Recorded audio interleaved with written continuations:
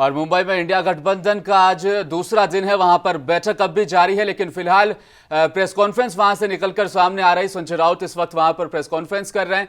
Press conference के दौरान राहुल गांधी भी वहां पर मौजूद है। इसी तरह इंडिया गठबंधन के तमाम तर नेता वहां मौजूद है। क्या कह रहे हैं संजय राउत, आपको भी सुनाते हैं। उसका लिस्ट आपको दी जाएगी, यहाँ पढ़ने की जरूरत नहीं है। लेकिन जो मेन कमेटी है, coordination committee, Shri KC. Venugopal 14 member, सिर्फ उसके नाम मैं आपके सामने पढ़ लेता हूं। Shri KC. Venugopal, Indian National Congress. Shri Sharad Pawar ji, NCP. Shri TR. Baalu, DMK. Shri Hemant Soren, Jharkhand Mukti Morcha. Shri Sanjay Raut, Shiv Sena. Shri Tejashwi Yadav, RJD. Shri Abhishek Banerjee, TMC. Shri Raghav Chadha, already given, okay, print out already given. मुझे लगता है अब पढ़ने की जरूरत नहीं है। मैं अभी यू आर नॉट रिसीव, तो ठीक है। Tejashwi Yadav RJD, Abhishek Banerjee TMC, Raghav Chadha AAP, Javed Ali Khan Samajwadi party, Lalan Singh Janata Dal United, D Raja CPI, Omar Abdullah National Conference, Mehbooba Mufti PDP, CPI का नाम आ जाएगा। लेकिन बाकी जो कमेटी के जो नाम है आपके पास आ जाएंगे। मैं अब आज के जो स्पीकर्स है, मैं रिक्वेस्ट करूंगा इंडियन नेशनल कांग्रेस के अध्यक्ष हमारे नेता मल्लिकार्जुन खड़गे साहब को कि आप, सॉरी मैं नाम तो आपने दिया है। हाँ, मैं इस आज के इंडिया बैठक के होस्ट, 2 दिन से जो आप देख रहे हो, ये पूरा मीटिंग का लीडरशिप, पहले रेजोल्यूशन आप कर रहे हो, आज के बैठक में हुए जो रेजोल्यूशन आज के बैठक में हुए, जो पॉलिटिकल रेजोल्यूशंस हैं, उस बारे में आदित्य ठाकरे जी आपको बताएंगे।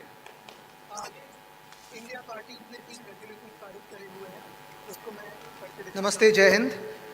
आज इंडिया पार्टीज ने 3 रेजोल्यूशंस पारित करे हुए हैं, उसको मैं पढ़ के दिखाता हूं। पहला रेजोल्यूशन ये है कि we the India parties hereby resolve to contest the forthcoming Lok Sabha elections together as far as possible. Seat sharing arrangements in different states will be initiated immediately and concluded at the earliest in a collaborative spirit of give and take. दूसरा resolution ये है, we, the India parties, hereby resolve to organize public rallies at the earliest in different parts of the country on issues of public concern and importance. और तीसरा resolution ये है, we, the India parties, hereby resolve to coordinate our respective communications and media strategies and campaigns on the theme of जुड़ेगा भारत, जीतेगा India in different languages. Thank you. जय हिंद। उद्धव ठाकरे जी से विनंती करूंगा कि आप ओपनिंग रिमार्क्स शुरुआत करिए।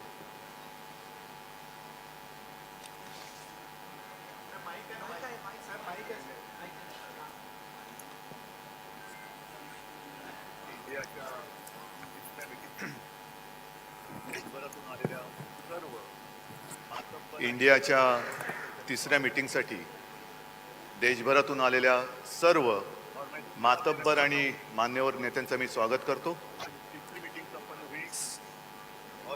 और मैं धन्यवाद देना चाहता हूं।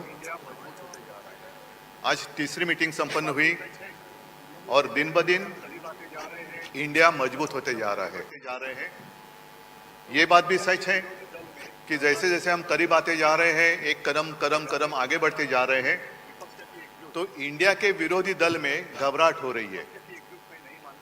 पहले हमें पूछा जा रहा था कि विपक्ष की एकजुट, और उसी वक्त हमने कहा था कि विपक्ष की एकजुट में नहीं मानता, हम सारे लोग देश प्रेमी हैं और हमारी एकता देश प्रेमियों की एकता है। और हमने हमारे अलायंस का जो नाम लिया है इंडिया, तो अब इंडिया के विपक्ष, इंडिया के विरोधी जो है, आप सभी जानते हैं वो कौन है।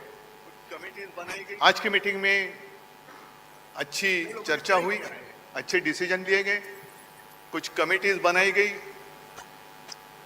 और हम सारे लोगों ने तय किया है कि आने वाले चुनाव में हम तानाशाही के खिलाफ लड़ेंगे, हम जितने सारे जुमलेबाज हैं उनके खिलाफ लड़ेंगे, हम भ्रष्टाचार के खिलाफ लड़ेंगे। और एक बात मैं जरूर बताना चाहता हूं कि हम मित्र परिवारवाद के खिलाफ भी जरूर लड़ेंगे। और वो इसलिए कि मैंने बंगलोर में कहा था कि भारत मेरा परिवार है, हम सब भारतीय हैं, तो सारा भारत मेरा परिवार है। परिवारवाद की अगर बात करें तो भारत परिवार छोड़कर इलेक्शन चुनाव के दरमियान एक नारा होता है, मैंने भी सुना था उस वक्त, सबका साथ सबका विकास। चुनाव जीतने के बाद जिन लोगों ने साथ दिया सबको लात और अपने मित्रों का विकास, ये मित्र परिवारवाद अब हम चलने नहीं देंगे। और ये लड़ाई दिन ब दिन तेज होती जाएगी। पूरी जनता जो गरीब है, एक डर है, मन में डर है, क्या होगा, अब सेशन होने जा रहा है, क्यों बुलाए हैं, क्या होगा, आधी रात कुछ एक घोषणा हो जाती है, आज से ये बंद, आज से ये चालू। तो ये जो डर है, सब लोगों को हम एक विश्वास दिलाना चाहते हैं कि डरिए मत, भय मुक्त भारत के लिए हम सारे लोग इकट्ठा आए हैं। और मुझे पक्का विश्वास है आप सभी तो साथ में हैं, क्योंकि आप भी देख रहे हैं, आपके माध्यम से बहुत सारी खबरें हम देख रहे हैं, सुन रहे हैं, कहाँ कहाँ कैसे अत्याचार हो रहा है और सरकार जो है कुछ नहीं कर रही। एलपीजी गैस सिलेंडर 200 रुपए से सस्ता जरूर किया, लेकिन 2014 में उसकी जो कीमत थी, उसके बाद आज तक कितनी कीमत, कितना दाम बढ़ाया गया था, वो लोगों के समझ में आ गई ये बात। गैस सिलेंडर 200 रुपए से सस्ता किया, लेकिन बीच में 1000 रुपया महंगा किया, मतलब 5 साल लूट और इलेक्शन के वक्त छूट। तो ये सारी नीति अब हम बर्दाश्त नहीं करेंगे।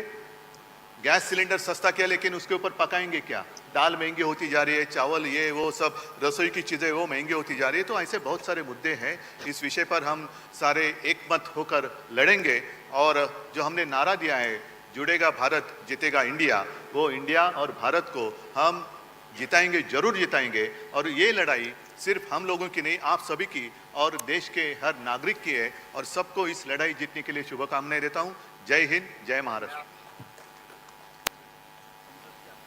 हमारे सबके नेता, मैं अब कांग्रेस के अध्यक्ष, हमारे सबके नेता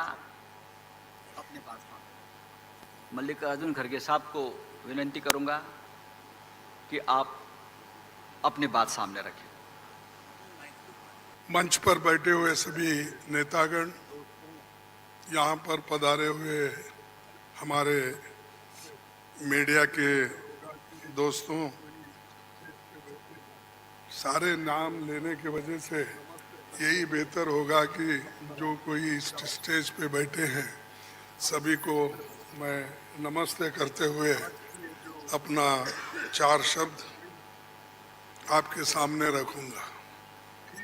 आज की ये जो बैठक हुई, ये बहुत ही ठीक ढंग से सभी पार्टियों ने मिलके चलाया। इसका उद्देश्य क्या था, ये तो उद्धव ठाकरे जी ने कहा है और हम इसकी कोशिश बहुत दिन से कर रहे हैं। जब मैं बेंगलोर में था, उस वक्त भी जो वहाँ पर मीटिंग हो गई थी, इससे पहले पटना में हो गई थी, उसके पहले तैयारी के लिए हमने मेरे घर पर भी राहुल साहब और नीतीश साहब, तेजस्वी और हमारे पवार साहब सभी मिलके एक बार बात किए। उसका एक ढांचा बना। उसके बाद जो नीतीश साहब के पटना में पहला मीटिंग हुआ, उस मीटिंग में एक एजेंडा तय करने की बात हो गई और उसके बाद में बेंगलुरु का हुआ। अब यहाँ पर मुंबई में आज सभी लोग मिलके अपनी बात को रखें और खास करके सभी को एक ही, सबका उद्देश्य एक ही है कि महंगाई को कैसा कम करें, इसके लिए कैसा लड़े, अनएम्प्लॉयमेंट के लिए कैसा हम लड़े। और इतने प्राइसेस जो बढ़ रहे पेट्रोल और डीजल के, और खास करके मोदी जी हमेशा 100 रुपए बढ़ाते हैं, 2 रुपए कम करते हैं। अब पेट्रोल की, एलपीजी की जो दाम थी वो मोर और लेस डबल हो गई, लेकिन उन्होंने उसमें से सिर्फ 200 रुपए कम किया, यानी 700 बाकी रहा। यानी पहला जो 55 रुपए में एक सिलेंडर मिलता था उसको उन्होंने अभी भी 70 रुपए में ही 70-75 में रखा, यानी कोई कम नहीं हुआ। पहले जो था उससे ज्यादा बढ़ाए थे, उसको थोड़ा कम कर, लेकिन इससे लाखों रुपए उन्होंने कमाया। ये तो गरीबों से चोरी कर दिए और गरीबों के जो काटे, और लोगों को दिखाने के लिए 100-200 रुपए कम करना और कहना कि मैं गरीबों के लिए काम कर रहा हूँ। मोदी साहब गरीबों के लिए कभी भी काम नहीं करेंगे, ये यकीन मैं दिलाता हूँ, क्योंकि उनकी हमेशा यही रणनीति रही है कि गरीबों के खिलाफ काम करते हैं। बड़े बड़े उद्योगपति के साथ वो मिलजुल के चलते हैं। और यहाँ पर तो कल ही एक रिपोर्ट आपके सामने राहुल गांधी जी ने रखा था, अडानी की संपत्ति बढ़ गई कैसी, बढ़ाए कौन, और कैसा आज कम से कम 75,000 करोड़ रुपए गरीबों के जो पैसे थे उनके जेब में कैसा गया, ये सारी चीजें उन्होंने बताया। तो ये जो है, इसके खिलाफ लड़ने के लिए जो बड़े बड़े सरमाएदार है और उनको जो पैसा जा रहा है हमारा गरीब का, तो उसको रोकने के लिए इंडिया जीतना जरूरी है। और इंडिया जीतने के लिए ही इस मंच पे सभी लोग बैठे हैं। तो इसीलिए हम एक जो तय किए हैं, जो रेजोल्यूशन भी हम आप देखे हैं, और उसी ढंग से उस रेजोल्यूशन पे काम करेंगे। हर जगह मीटिंग करेंगे, हर स्टेट कैपिटल में हम जाएंगे और जो ये मुद्दे हैं, इन्फ्लेशन का हो, अनएम्प्लॉयमेंट का हो, हर चीज की जो बढ़त हो रही उसका हो, और ऑटोनोमस बॉडीज को सत्यानाश कर रहे हैं। और चाहे ईडी, सीबीआई, विजिलेंस, हर एक ऑटोनोमस बॉडी का मिसयूज कर रहे हैं। ऐसा कभी नहीं हुआ। मैं भी मोर और लेस शरद पवार जी साहब के बाद मेरा नंबर लगता है। मैं भी 55 साल से पॉलिटिक्स में हूँ और 52 साल से एमएलए, एमपी, राज्यसभा का मेंबर हूँ। मैं ऐसा नहीं देखा, कोई ऐसा चीफ मिनिस्टर किया नहीं ऐसा।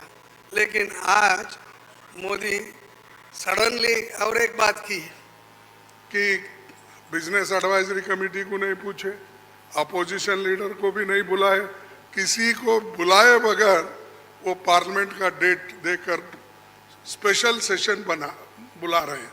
अरे स्पेशल सेशन, मणिपुर जल रहा था तो आपने नहीं बुलाया, कोविड के वक्त नहीं बुलाया, जब आप चाइना अपनी जमीन हड़प कर ले रही है, कब्जा कर ली है, उसके लिए नहीं बुलाया। लोग तंग और तबाह, इसमें ये हमारा नोटबंदी के वक्त परेशान थे, माइग्रेंट वर्कर परेशान, उस वक्त नहीं बुलाया।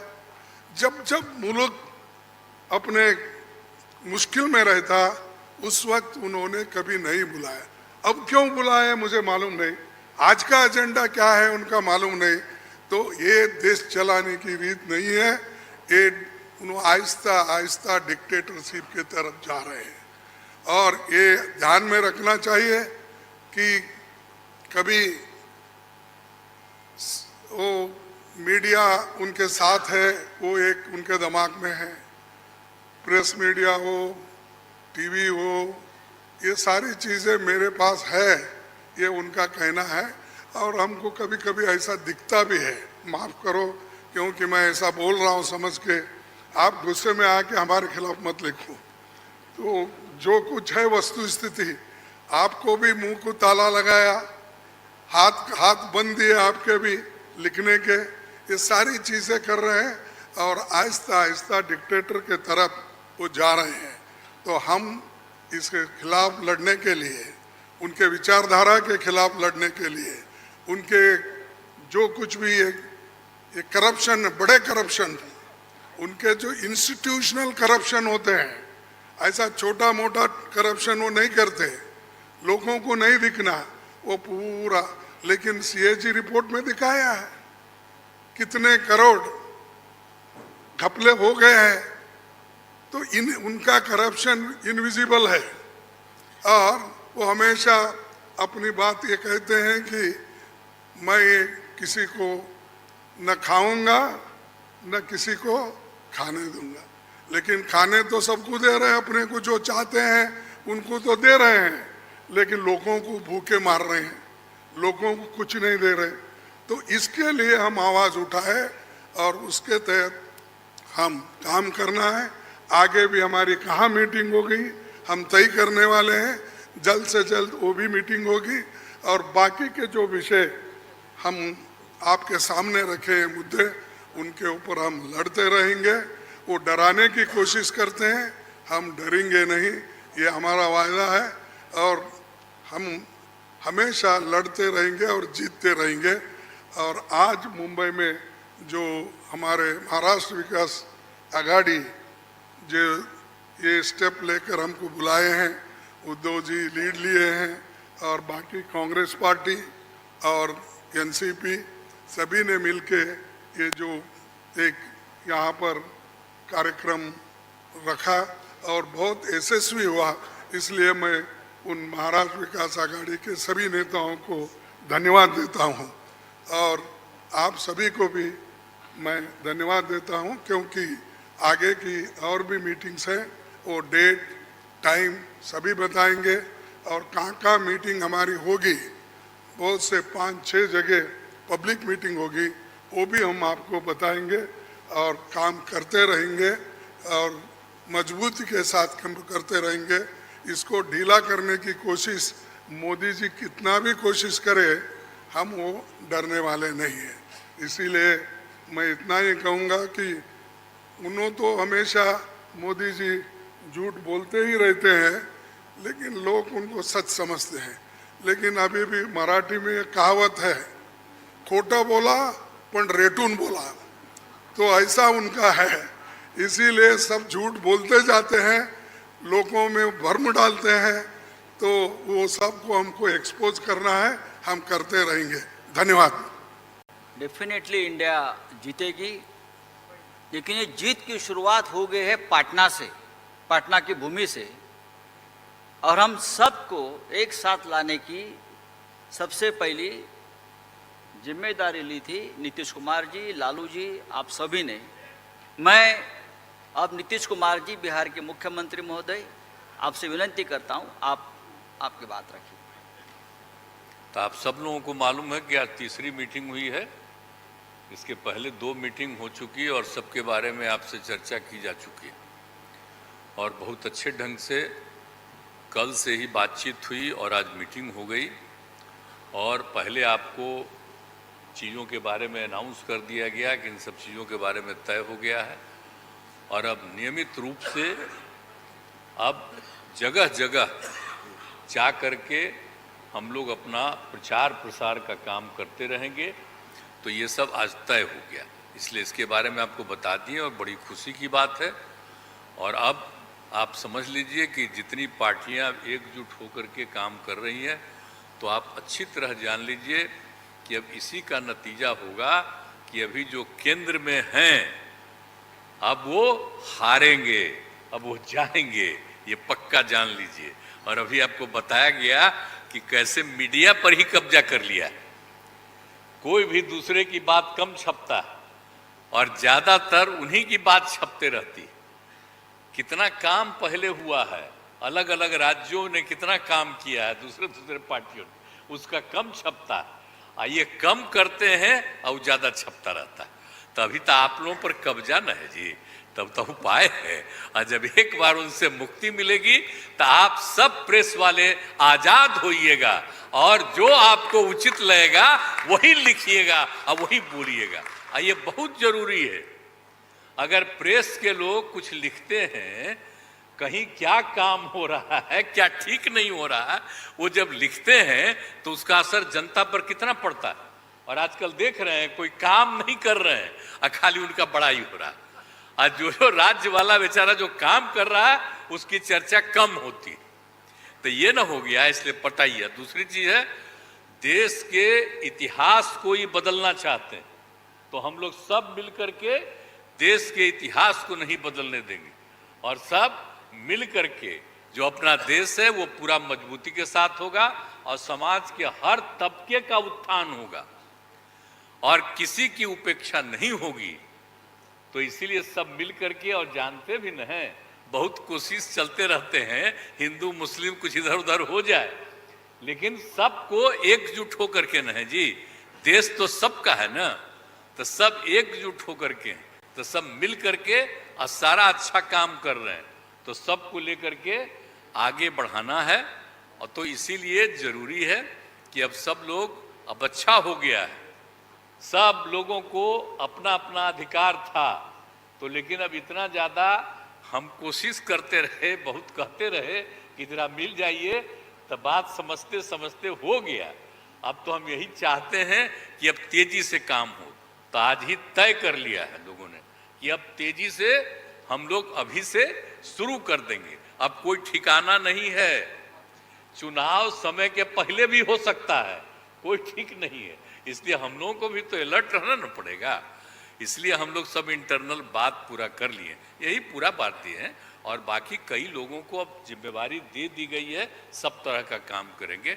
इसके लिए बहुत अच्छा है और आप सब लोगों से भी आग्रह करेंगे कि कृपा करके जब हम लोग अब एकजुट हो गए हैं तो हम लोगों के काम का भी थोड़ा आप लिखते रहिएगा, थोड़ा प्रचार करते रहिएगा। ये बहुत बहुत धन्यवाद।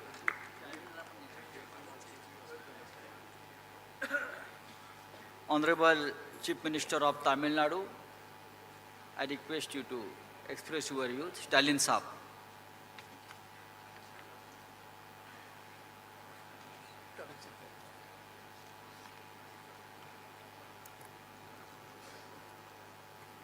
அனைவருக்கும் வணக்கம். பாட்னாவில் 19 கட்சிகளோட கூட்டணி அமைச்சு அங்கே முதல் கூட்டத்தை நடத்தினோம். ஆக முதல் கூட்டத்தை பொறுத்த வரைக்கும் ஒற்றுமையாக இருந்து பாரதிய ஜனதா கட்சி ஆட்சிக்கு ஒரு முடிவு கட்ட வேண்டும் என்று முடிவு செஞ்சோம். அதை தொடர்ந்து இரண்டாவது கூட்டமாக பெங்களூரில் நடத்தினோம்.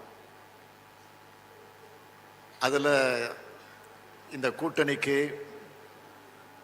இந்தியா என்ற பெயரை சூட்டி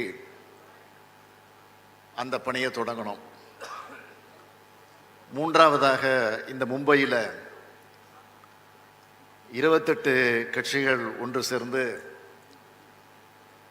வலிமை மிக்க கூட்டணியாக இதை நாங்கள் நிரூபித்து காட்டிருக்கிறோம். நடைபெற்று கொண்டிருக்கக்கூடிய பாரதிய ஜனதா கட்சி எப்படிப்பட்ட ஒரு சர்வாதிகார ஆட்சியை நடத்தி கொண்டிருக்கிறது என்பது உங்களுக்கெல்லாம் நல்லா தெரியும். அதில் இப்போ குறிப்பாக பிரதமராக இருக்க மோடி அவர்கள் எங்கே போனாலும், அது அரசு நிகழ்ச்சியாக இருந்தாலும் சரி, கட்சி நிகழ்ச்சியாக இருந்தாலும் சரி அல்லது தனிப்பட்ட எந்த நிகழ்ச்சிக்கு போனாலும் அங்கெல்லாம் இந்த 9 வருஷமாக செஞ்சிருக்கக்கூடிய சாதனைகளை பற்றி சொல்ல முடியாமல் சிறந்த ஆட்சி நடத்திக்கிட்டு இருக்கோங்கிறத வெளிப்படையாக சொல்ல முடியாத அளவுக்கு அவர் ஆளாகி நாங்கள் அமைச்சிருக்கக்கூடிய இந்தியாவுடைய கூட்டணியை பற்றி அவர் அடிக்கடி பேசிக்கிட்டு இருக்கிறாரு. ஆக சிறந்த பப்ளிகேஷன் ஆஃபீஸரா பிரதமரே செயல்பட்டு கொண்டிருக்கிறார். அதற்காக நாங்கள் எங்கள் கூட்டணியின் சார்பில் பிரதமர் மோடி அவர்களுக்கு நன்றியை தெரிவிச்சுக்கிறோம். இந்த 9 ஆண்டு காலத்தில் இந்த ஆட்சியில், பிஜேபி ஆட்சியில் எந்த சாதனைகளும் கிடையாது. நாளுக்கு நாள் இந்த ஆட்சி அன்பாப்புலராக போயிட்டுருக்கு. ஆனால் இந்தியாவோட கூட்டணி பாப்புலராக ஆகிட்டு இருக்கு. இந்த கூட்டத்தை பொறுத்த வரைக்கும் இது ஒரு திருப்திகரமான கூட்டம் மட்டும் இல்லை, ஒரு திருப்புமுனை கூட்டமாக இந்த கூட்டம் இன்னைக்கு அமைஞ்சிருக்கு. பிஜேபி ஆட்சியினுடைய கவுண்ட் டவுன் ஆரம்பமாயிடுச்சு. இது வரைக்கும் இந்தியாவில் காண முடியாத ஒரு சர்வாதிகார ஆட்சியை இன்னைக்கு நம்ம பார்த்துக்கிட்டு இருக்கிறோம். அண்மையில் 7 லட்சம் கோடி ரூபாய் சிஏஜி ரிப்போர்ட்டு கொடுத்துருக்கக்கூடிய விவரம்லாம் உங்களுக்கு நல்லா தெரியும். அது பற்றி இன்றைக்கு பிரதமராக இருக்கக்கூடிய மோடி அவர்கள் வாய் திறந்து பதில் சொல்ல முன்வரல. உச்ச நீதிமன்ற தீர்ப்புக்கு மதிப்பில்லை, தேர்தல் கமிஷனுக்கும் சுதந்திரம் கிடையாது. இடி, சிபிஐ, ஐடி என அரசியல் எதிரிகள் எல்லாம் அச்சுறுத்துகிற ஒரு ஏவல் அமைப்புகளாக இந்த அமைப்புகளை பிஜேபி ஆட்சி பயன்படுத்திக்கிட்டு இருக்கு. நாங்கள்லாம் இன்னைக்கு தனித்தனியாக கட்சிகளாக இருந்தாலும் நாட்டை காப்பாற்றுறதுக்கு ஒன்றா சேர்ந்துருக்கிறோம். அரசியல் லாபங்களுக்காக நாங்கள் சேர்ந்திருக்கிறோம்னு தயவு செஞ்சு யாரும் நினைக்காதீங்க. இந்தியாவினுடைய மாண்பை காப்பாற்றுவதற்காக, இந்தியாவினுடைய மதச்சார்பின்மையை காப்பாற்றுவதற்காக, இந்தியாவினுடைய சமூக நீதியை காப்பாற்றுவதற்காக நாங்கள் எல்லாம் இன்றைக்கு ஒன்று சேர்ந்திருக்கிறோம். ஒரு பெரிய போர்க்களத்தில் ஈடுபட போகிறோம். அப்படி ஈடுபடக்கூடிய அந்த போர்க்களத்திற்கு நீங்கள் எல்லாம் எங்களுக்கு பக்கபலமாக இருக்கணும், துணை நிற்க வேண்டும் என்று என்னுடைய அன்பான வேண்டுகோளை இந்த நேரத்தில் எடுத்து வச்சு இந்த கூட்டத்தில் கலந்து கொண்டு உங்கள் அனைவரையும் சந்திக்கிற வாய்ப்பை பெற்றமைக்கு மீண்டும் ஒரு முறை என்னுடைய நன்றியை தெரிவித்து விடைபெறுகிறேன். நன்றி, வணக்கம். मैं अरविंद केजरीवाल जी को आमंत्रित करता हूं।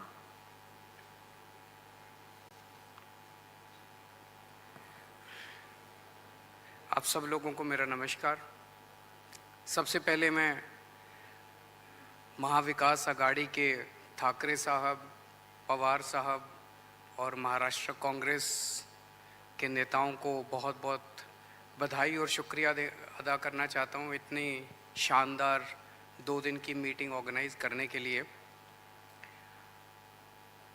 ये जो इंडिया अलायंस है, ये अलायंस कुछ चंद 26, 27, 28 केवल पार्टियों का अलायंस नहीं है।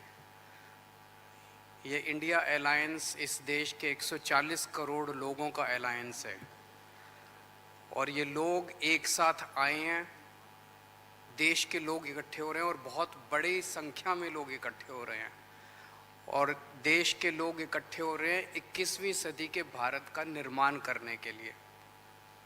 आज हमें बहुत दुख होता है कि आज हमारे देश के अंदर जो सरकार है, मोदी सरकार, मुझे लगता है कि आज़ाद भारत की सबसे भ्रष्ट सरकार और सबसे अहंकारी सरकार है।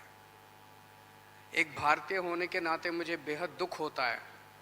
पिछले 3-4 दिन से हम पढ़ रहे हैं कि विदेशों के अखबारों के फ्रंट पेज के ऊपर खबरें छप रही हैं कि हमारी भारत सरकार एक आदमी के लिए काम कर रही है। वो एक आदमी भारत से पैसे निकाल निकाल के बाहर विदेश में ले जा रहा है और भारत सरकार, मोदी सरकार, देश के प्रधानमंत्री उनकी मदद कर रहे हैं। बहुत दुख होता है एक भारतीय होने के नाते। विदेशों में तो खबरें छपनी चाहिए कि भारत में ये अच्छा हो गया, भारत में वो, तब देश का नाम आगे बढ़ेगा। देश का नाम ऐसे थोड़ी आगे बढ़ेगा कि पूरी भारत सरकार एक आदमी के काम करने के लिए लगी हुई है। आज हमारे भारत का युवा रोजगार ढूंढ रहा है, पढ़ लिख के बीए करके, बीकॉम करके, बीएससी करके रोजगार ढूंढ रहा है, उसके पास रोजगार नहीं है। और वो जब सरकार के पास जाता है तो पता चलता है कि सारी सरकार एक ही आदमी के लिए काम कर रही है, सारी सरकार भ्रष्टाचार में डूबी हुई है। आज हमारे लोगों के घर का खर्चा नहीं चल रहा, लोगों के आमदनी नहीं है, आमदनी उतनी है, खर्चे बढ़ते जा रहे हैं। सरकार के पास जाते हैं, पूरी सरकार एक ही आदमी के लिए काम करने में लगी हुई है। इससे ज़्यादा अहंकारी सरकार आज तक कभी नहीं हुई। और ये लोग अपने आप को भगवान से भी बड़ा समझने लग गए हैं। और जब कोई आदमी अपने आप को भगवान से बड़ा समझने लगता है तो फिर उसका पतन भी जल्दी होता है। मुझे बेहद खुशी है कि इंडिया अलायंस में सब लोग आपस में जुड़ रहे हैं। एक चीज़ मैं देख रहा हूँ, बहुत बड़ी बड़ी ताकतें, अब सबको लगने लगा है कि ये इंडिया अलायंस मोदी सरकार के आने वाले समय में मोदी सरकार के पतन का कारण बनने वाला है। तो बहुत बड़ी बड़ी ताकतें इस इंडिया अलायंस को तोड़ने में लगेंगी, बहुत बड़ी बड़ी ताकतें। पिछले कुछ दिनों से मैं देख रहा हूँ, जबरदस्ती क्या दिखाया जाएगा, इसकी उसके से लड़ाई हो गई, उसकी उससे लड़ाई हो गई, जबरदस्ती दिखाने की कोशिश की जाएगी, जबरदस्ती दिखाने की कोशिश की जाए। मैं पिछली 3 मीटिंग अटेंड कर चुका, मैं आपको पूरी जिम्मेदारी के साथ कह सकता हूँ, जितनी अच्छे से और जितने प्यार और मोहब्बत से सारी मीटिंग्स हुई हैं, किसी के साथ लड़ाई नहीं है। और यहाँ पे जितने लोग बैठे हैं कोई पद के लिए नहीं आया, सब 140 करोड़ लोगों के इस भारत देश को बचाने के लिए आए हैं, इसको तरक्की के रास्ते पे ले जाने के लिए आए हैं। कोई यहाँ पे पद के लिए नहीं आया है। मुझे बेहद खुशी है, 2 दिन की हमारी मीटिंग बहुत अच्छी रही और सबने आगे बढ़ के आज मीटिंग में जिम्मेदारियां ली हैं। किसी ने सीट शेयरिंग करवाने की जिम्मेदारी ली है, किसी ने मीडिया की जिम्मेदारी ली है, किसी ने सोशल मीडिया की जिम्मेदारी ली है, किसी ने कैंपेन डिज़ाइन करने की जिम्मेदारी ली है। मुझे पूरी उम्मीद है कि आने वाले समय के अंदर पूरा भारत इकट्ठा होगा और इस अहंकारी, भ्रष्टाचारी, तानाशाही सरकार का पतन का कारण बनेगा। बहुत बहुत शुक्रिया। भारत इकट्ठा हो रहा है, हो जाएगा। मैं अब आमंत्रित करता हूं हमारे प्रिय आदरणीय नेता लालू यादव जी। कांग्रेस पार्टी के अध्यक्ष जी शरद पवार जी, मंच पर बैठे हुए हमारे देश के सभी पार्टी के नेतागण, मोदी के पार्टी को छोड़ के, मुझे काफ़ी प्रसन्नता हुई कि हम इस देश के विभिन्न पार्टियों के नेता अलग अलग बैठे थे और नरेंद्र मोदी ससर रहे थे आगे। हम एक नहीं थे, एक मंच पर एक उम्मीदवार खड़ा नहीं होते थे, उसका खमियाजा देश को भुगतना पड़ा और मोदी काफ़ी इसका लाभ उन्होंने उठाया। हम शुरू से ही यह लड़ाई लड़ते रहे कि भाजपा हटाओ, देश बचाओ। भा मने भाजपा, ज मने जलाओ और पा मने पार्टी, बोलते रहते थे। ये बात सही हो रहा, सही निकल रहा। इस देश में माइनॉरिटी सुरक्षित नहीं है।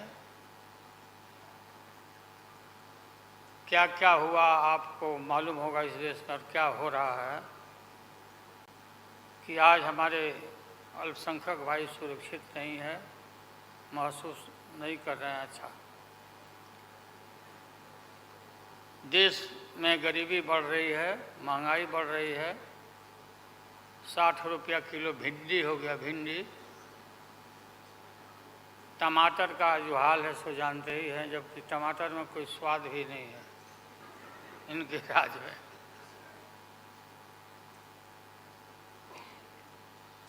लगातार लड़ाई लड़ते लड़ते हम लोग आज इस मुकाम पर आए हैं कि अब हम सब पटना, बंगलोर और महाराष्ट्र, यहाँ मुंबई में ये मीटिंग के बाद अब एक निष्कर्ष पर हम लोग पहुँचे हैं और एक स्वरूप बना है, संगठन बना है, जो पढ़ करके आप लोग को सुनाया गया। आप सबको याद होगा कि कितना झूठ बोल करके, कितना अफवाह फैला करके इस सत्ता में लोग आए थे। मेरा भी नाम उस समय और देश के नेताओं का नाम इन लोगों ने यह प्रचारित किया था कि इन लोगों का पैसा स्विस बैंक में जमा है, स्विस बैंक में। और मोदी जी बोले कि हम आएंगे और स्विस बैंक का पैसा ला करके हम देश के तमाम लोगों को, हर के को खाता खुलवाया कि 5-5 लाख रुपया जमा करेंगे, 15-15 लाख रुपया। हम भी झांसा में आ गए और हमने भी अपना खाता खुलवाया। मेरे 7 बेटियां, 2 बेटा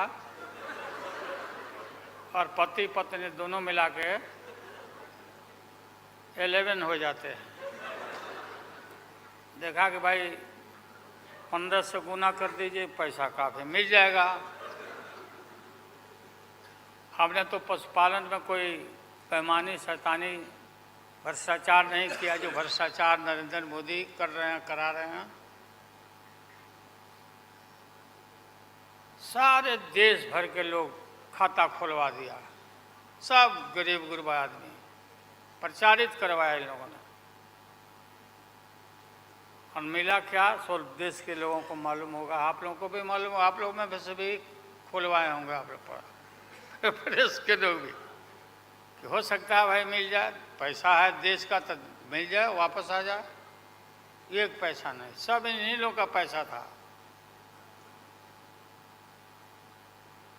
अभी काफ़ी जय जयकार हो रहा, होना चाहिए, वैज्ञानिकों का होना चाहिए। चंद्रयान पर लोग गए, सब घूमे फिरे लोग, हमारे वैज्ञानिक, देश का नाम ऊंचा हुआ।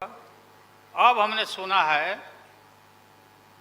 कि मोदी जी अब ये सोच रहे हैं, और इसीलिए पहले ही लोकसभा का मीटिंग भी सुना, बुला दिया है। हमने ये सुना, किसी जिम्मेवार आदमी ने कहा कि भाई हम लोग तो अब इतना देश के वैज्ञानिक आगे देश को ऊंचा कर दिए, दुनिया में नाम हो गया। हम अपील कर रहे हैं इसरो के वैज्ञानिकों से, अपने देश के वैज्ञानिकों से, कि भाई मोदी जी को पीछे नहीं रहना चाहिए। इनको चंद्रलोक से की बात छोड़ो, अब सूर्यलोक पर इनको पहुंचाओ। नरेंद्र मोदी पहुंच तो जाओ, हाँ, दुनिया भर में नाम हो जाएगा मोदी जी का। अमेरिका सब देश कहाँ पीछे छिटा जाएगा। राहुल गांधी जी घूमते रहते हैं अमेरिका में, कई देश में घूमे, इनको अवसर मिला है। तो ये भी देख लेंगे कि भाई मोदी जी सचमुच में देश का नाम करने के लिए अब ये चल पड़े हैं आगे। दशहरा के बाद इसकी तैयारी कर लें, हमारी शुभकामना है कि चले जाएं।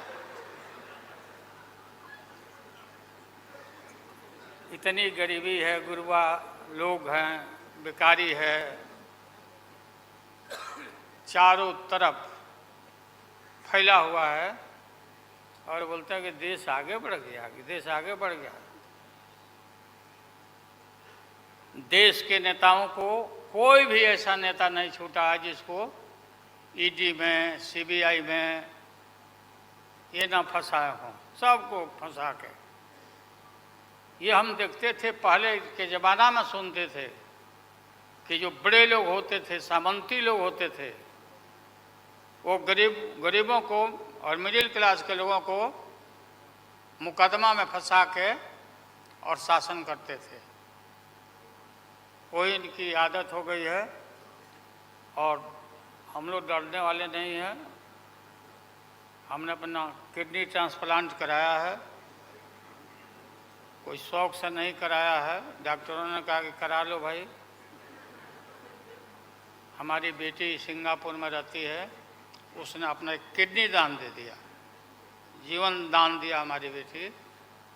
और वहाँ इतना हम अपना शरीर का ऑपरेशन कराए हुए हैं, कोई ठिकाना नहीं। और पहले इस रोग के अलावा एशियन हार्ट इंस्टीट्यूट, डॉक्टर पंडा है यहाँ, नामी ग्रामी सर्जन हैं। 5-6 हमारा ऑपरेशन हो चुका है। लेकिन आप सबका आशीर्वाद और कृपा है कि हम जीवित हैं और हम आगे भी हम काफ़ी, मेरा हौसला मजबूत है कि हम रहेंगे और मोदी जी को हटा के ही हम दम लेंगे हम लोग। इसलिए हम लोगों ने संकल्प लिया है, बिल्कुल। और सुन ले मोदी जी, अब आप समझ लेना कि पहले से मैं आपसे लड़ते आ रहा हूँ, गुजरात के युद्ध के लड़ाई राइट के समय से। आपके और आपके गुरु, कौन अध्यक्ष है वो? हाँ? नहीं, उनके पार्टी के अध्यक्ष हैं। अडवाणी जी को तो गिरफ्तार किया था, वो नहीं भाई। अरे अभी जो है मौजूद अमित शाह, बताओ ही कहाँ के शाह नेता हो गए? कब का संघर्ष किया हुआ भाई। हम थे राज्यसभा में, थे उन दिनों में। भैरव सिंह शेखावत साहब जी उपराष्ट्रपति थे और दंगा जब हुआ तो चारों तरफ देश और दुनिया भर में यूरोपियन कंट्री ने अपने नागरिकों को मना कर दिया कि मत जाना उधर, भारत में मत जाना। और इनका प्रवेश भी निषेध हो गया था विदेशों में। आप सब लोगों को मालूम है किस तरह का इनका इतिहास रहा है। हम गमछी बिछा के फ्लोर ऑफ द हाउस में वहाँ बैठ गए आगे, चेयरमैन के चेयर के नीचे। हम कहा कि मोदी को गिरफ्तार करो, गिरफ्तार करो मोदी को, नहीं तो नहीं उठेंगे। चारों तरफ से हाउस गर्म हो गया, गर्म हो गया हाउस। और गर्म होने के बाद काफ़ी इनको परेशानी हुई। और स्वर्गीय अटल बिहारी वाजपेयी जी, वो नेता थे, वैसा नेता हमने नहीं देखा। उन्होंने कहा नरेंद्र मोदी को कि राजधर्म भी कोई चीज़ होता है, राजधर्म। लेकिन जो आदमी गिरफ्तारी के बाद इतना सारा विपक्ष, सब लोग हम लोग जुट गए थे कि भाई कम से कम कंडेम भी करो उनके एक्शन को। नहीं किया ये लोग।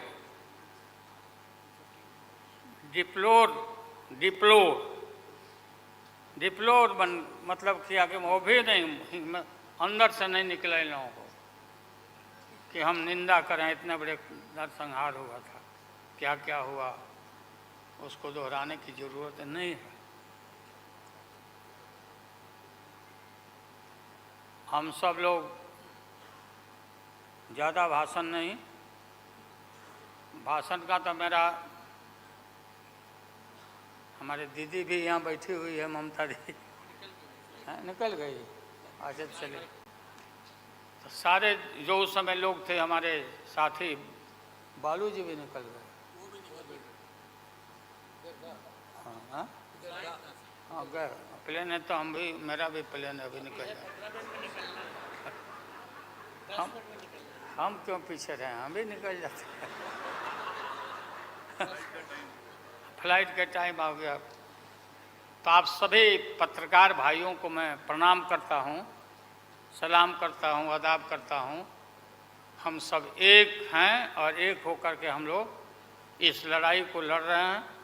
और राहुल गांधी जी को भी हम काफ़ी मजबूती के साथ विश्वास हम लोग दिलाते हैं कि हम सब एकजुट हो करके सभी लोगों को एकोमोडेट करके आगे सीट शेयरिंग अब शुरू होगा, सीट शेयरिंग। और सीट शेयरिंग में हम लोग सब लोग सफल होंगे, कोई दिक्कत कठिनाई नहीं होगी, कहीं कोई हर्डल नहीं होगा। अपना कुछ नुकसान करके भी हम लोग इंडिया को, ये संघ है, हम लोग जिताएंगे और मोदी को हटाएंगे और देश को बचाएंगे। सभी लोगों को नमस्कार, जिंदाबाद, सब प्रणाम है। क्या चलो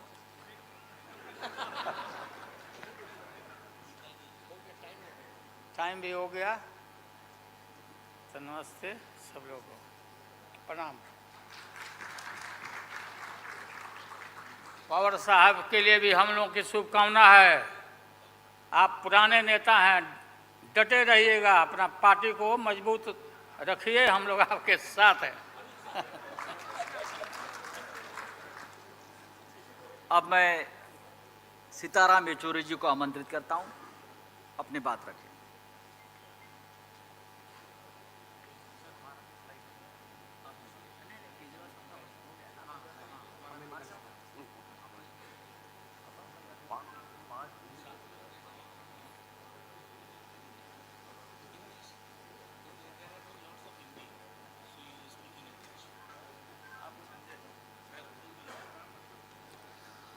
Well, you've all heard our leaders speak in Hindi, so you want me to speak in English or should I also continue in Hindi?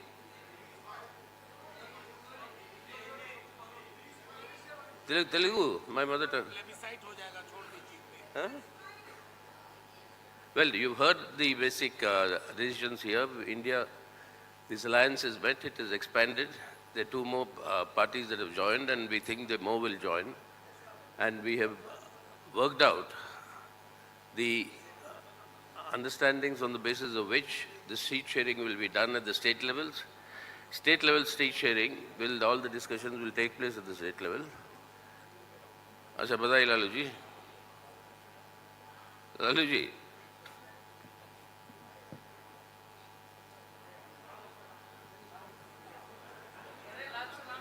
लाल सलाम कह रहे हैं ना, ये that is the spirit of India. Lalu ji is saying Lal Salam to me, and I am saying Jai Hind to him. So that at the state level, we'll work out the adjustments, seat adjustments, etc. State to state, it will vary. But the general overall understanding is very clear. We are all united here in order to save the character of the Indian Republic, which is the secular democratic republic, to save its constitution, to save democracy, and particularly to uphold the guarantees that have been given by the Indian Constitution to all our citizens, irrespective of, I quote, caste, creed, or sex.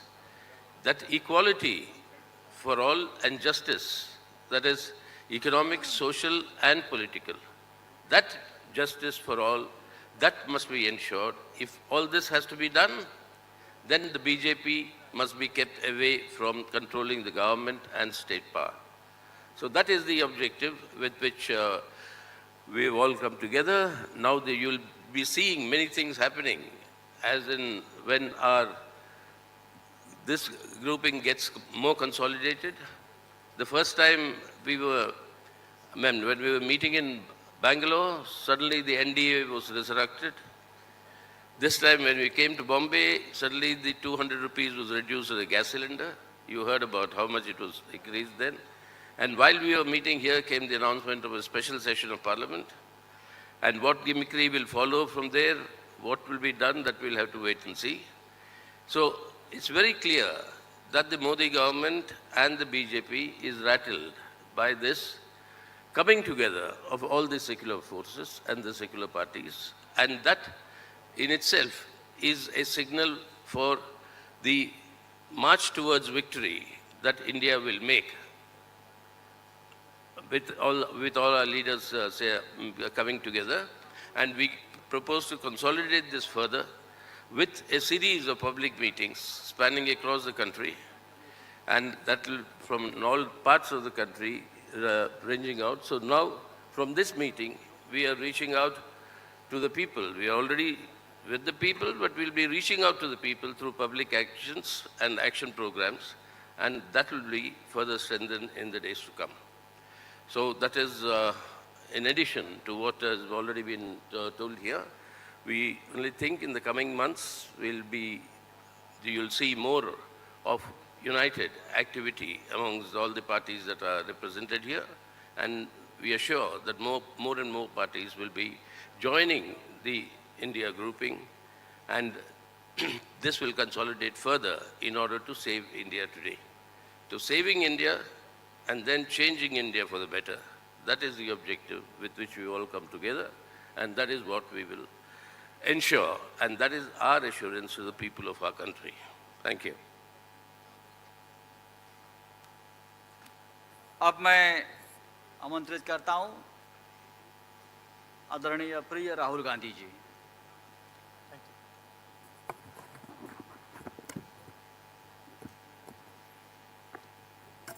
I'd like to thank Thakre ji, Sharad Pawar ji, Congress Party of Maharashtra, our leaders, for organizing a fantastic session of the India Alliance.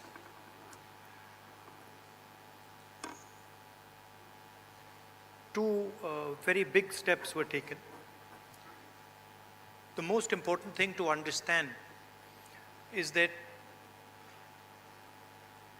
this stage represents 60% of the Indian population. If the parties on this stage unite, it is impossible for the BJP to win an election. So the task in front of us is to come together in the most efficient way possible. And two big steps have been taken in that regard. The first step is a coordination committee and committees under that committee. And the second step is a decision that we will expedite all seat sharing discussions and decisions and make them happen as soon as possible.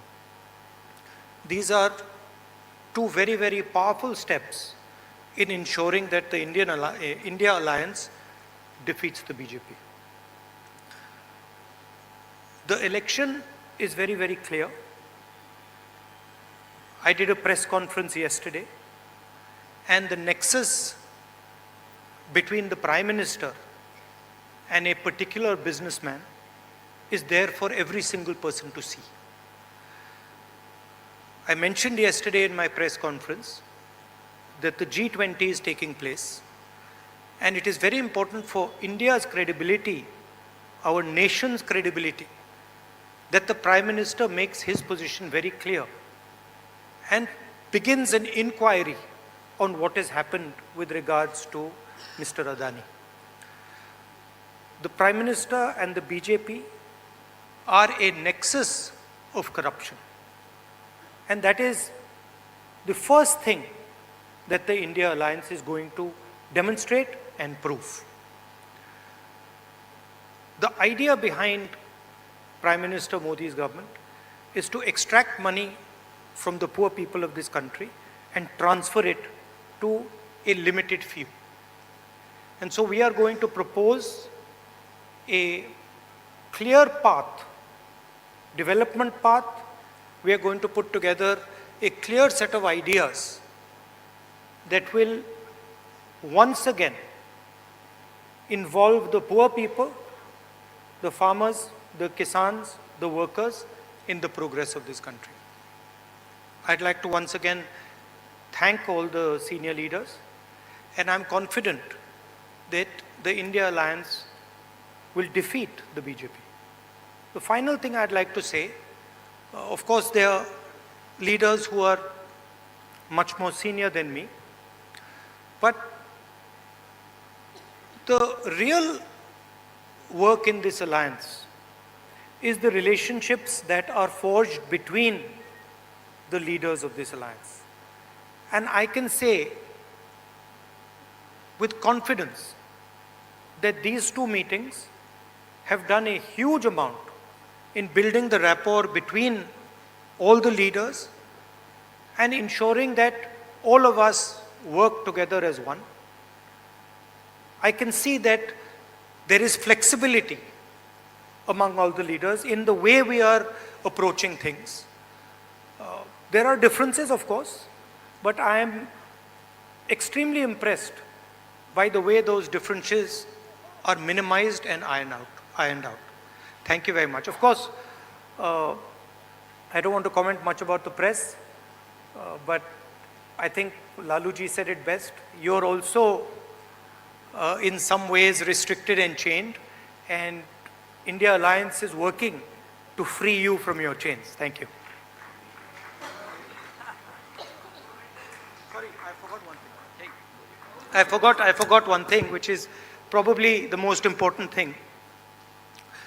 I spent a week in Ladakh. I went to Pangong Lake, right in front of where the Chinese are. And I had detailed discussions, probably the most detailed discussions that any politician outside Ladakh has had with the people of Ladakh. And specifically, the shepherds of Pangong Lake, the leaders of Pangong Lake, and the common people who live around Pangong Lake. And they categorically told me that the Chinese have taken Indian land. They categorically told me that the Prime Minister is lying about the fact that the Chinese have not taken Indian land. And every single person in Ladakh knows that the people of India and the people of Ladakh have been betrayed by the government of India. There is clearly an accommodation that has happened between the government and the Chinese. There is clearly a change on the borders. Our shepherds themselves told us that they are not being allowed into the areas where they were allowed. So this is known to everybody. Unfortunately, our press doesn't raise these issues, but these are issues of national importance, of national security, and it is shameful, extremely shameful, what has happened in Ladakh. Thank you.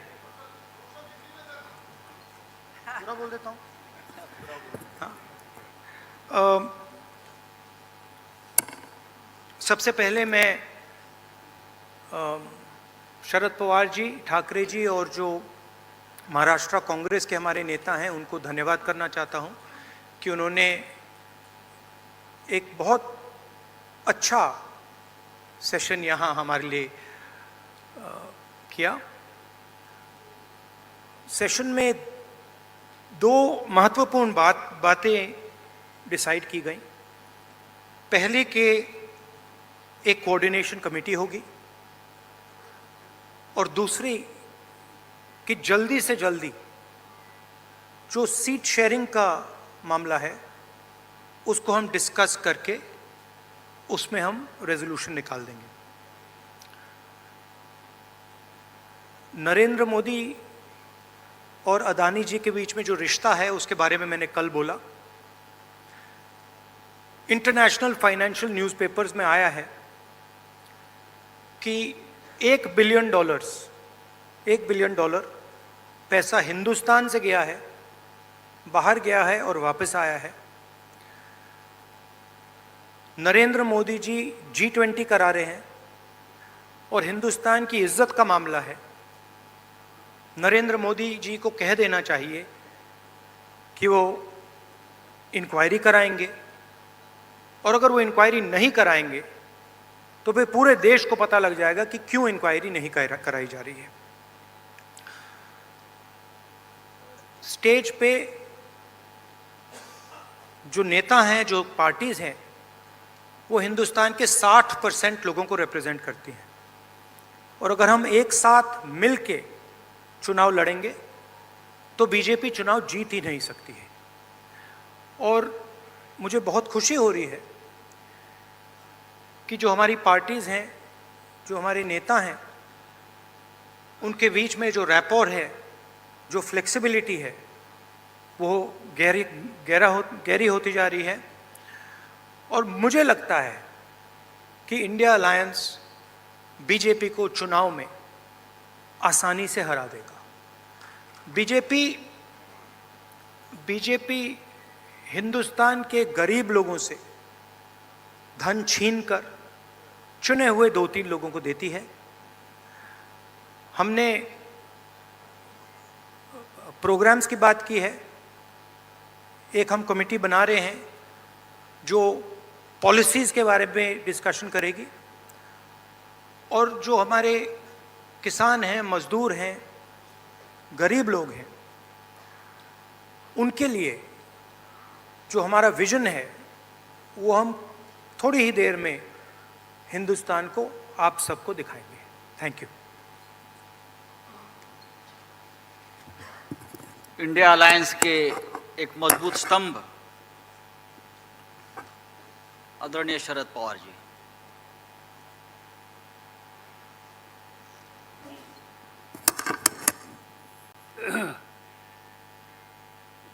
सम्माननीय वैश्विक और साथियों, कल से हम देश के 28 political parties के नेता की जिनकी उपस्थिति 68 के आसपास थी,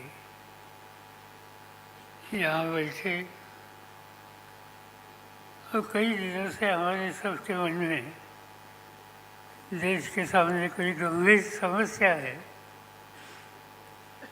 इस पर बहस करके आगे की नीति तय करने का काम ये 2 दिन के सेशन में हम लोगों ने किया। मैं शुरू में सभी पॉलिटिकल पार्टी जो बाहर से यहाँ आए, इनके यहाँ जब प्रबंधन व्यवस्था करने की जिम्मेदारी उद्धव ठाकरे जी के नेतृत्व वाली शिवसेना हो, कांग्रेस पार्टी हो, राष्ट्रवादी कांग्रेस पार्टी हो, सभी साथियों ने अच्छी तरह से की, और इसीलिए इन सभी नेता लोगों को मैं धन्यवाद देता हूँ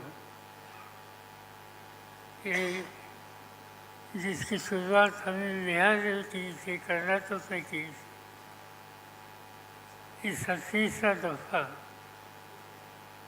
महाराष्ट्र में हुआ, और आगे की लाइन हमारी तय होने में इसकी बहुत मदद हो गई।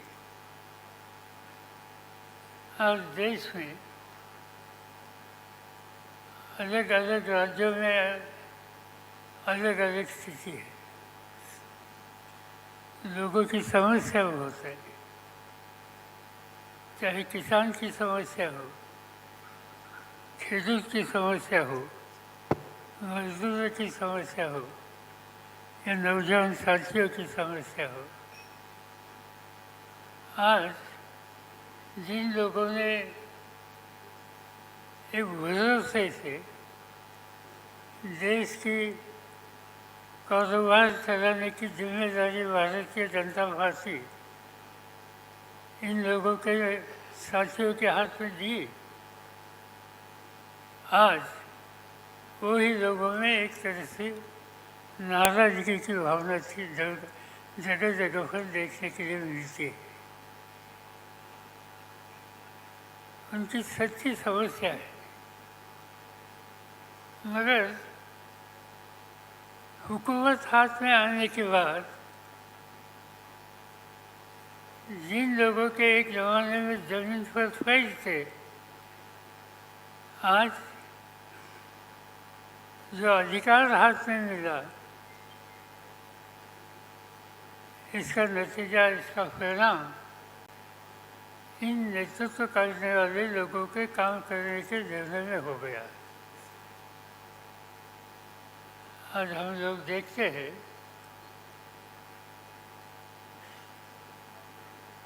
कि राजनीति में राजनीतिक दल मिलकर काम करने की तैयारी करते हैं तो उनका काम हो, उनकी नीति हो, इस बारे में कुछ आशंका हो सकती है, मगर खाली यहाँ मीटिंग करने की बात तय हो गई तो इस पर भी भारतीय जनता पार्टी के लोगों ने क्रिटिसिज्म किया। उन लोगों ने कहा, नेतृत्व ने, कि मिलने की क्या आवश्यकता है। प्रजातंत्र में कोई भी इशूज हो लोगों के सामने, इसलिए मिलकर आपस में बहस करके कोई रास्ता निकलेगा कैसे, इस पर ध्यान देना, ये तो कोई गलत बात नहीं है, मगर हम लोग यहाँ मिले इस पर भी एक तरह का क्रिटिसिज्म हमारे कुछ साथियों ने किया। इससे एक ही बात साफ होती है कि 10 साल देश की हुकूमत हाथ में आने के बाद जो, जैसे मैंने कहा कि ज़मीन पर पैर रख के काम करने की आवश्यकता है, इससे नेतृत्व करने वाले लोग बहुत दूर गए। कभी कभी अपोजिशन के लोग जब बैठे हैं तो उनके बारे में देश के भारतीय जनता पार्टी के वरिष्ठ नेता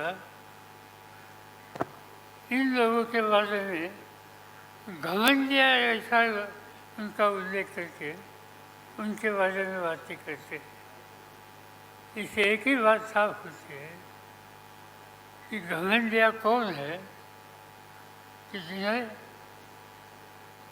लोग मिलकर आपस में बैठने की तैयारी करते हैं, ये भी जिनको पसंद नहीं, उन्हें घमंडिया कहने की आवश्यकता है। और ऐसी एक शक्ति देश के हितों की रक्षा करने वाली नहीं, इस पर मिलकर कुछ न कुछ रास्ता निकलना चाहिए। और ये रास्ता निकलने के लिए हम कुछ लोग कई दिनों से आपस में बात करते थे और जिससे इंडिया के नाम पर एक नया विकल्प देश में तैयार करने की कोशिश हम लोगों ने शुरू की है और इसका ही ये सम्मेलन, यहाँ का सम्मेलन था। मुझे खुशी है कि देश के लोगों ने जो कुछ हम करना चाहते हैं इस बारे में मुझे गंभीरता से देखने की बात की। मीडिया ने ये जो कुछ हम कर रहे हैं ये देशवासियों के सामने अच्छी तरह से रखने के लिए अपना काम किया। मैं इतना ही आपको वादा करता हूँ, हम रुकेंगे नहीं, हम गलत रास्ते पर जाएंगे नहीं। गलत रास्ते पर जो जा रहे हैं उनको ठीक रास्ते पर लाने के लिए, और ठीक रास्ते पर आते नहीं तो उन्हें दूर करने के लिए जो कोई करने की आवश्यकता है वो हम कंधे को कंधे मिलकर हम करेंगे और देशवासियों के सामने एक साफ सुथरा प्रशासन देने की जो आवश्यकता है, इसके लिए जो कुछ करना होगा वही करेंगे, इतना मैं कहना चाहता हूँ। ये सब करने के लिए हमारे सब साथियों ने बहुत मेहनत की। तीनों पार्टी के नेता लोगों ने, उनके सब साथियों ने मेहनत की। अनेक कई राज्यों से जो हमारे साथी यहाँ आ गए, मैं इन सभी को धन्यवाद देना चाहता हूँ कि ये अधिवेशन कामयाब होने के लिए सभी लोगों ने साथ की। ये सभी को मैं धन्यवाद देता हूँ, मीडिया को धन्यवाद देता हूँ, यहाँ जिन साथियों ने अच्छी तरह से इंतजाम किए, इन साथियों को धन्यवाद देता हूँ और आपसे विदा लेता हूँ।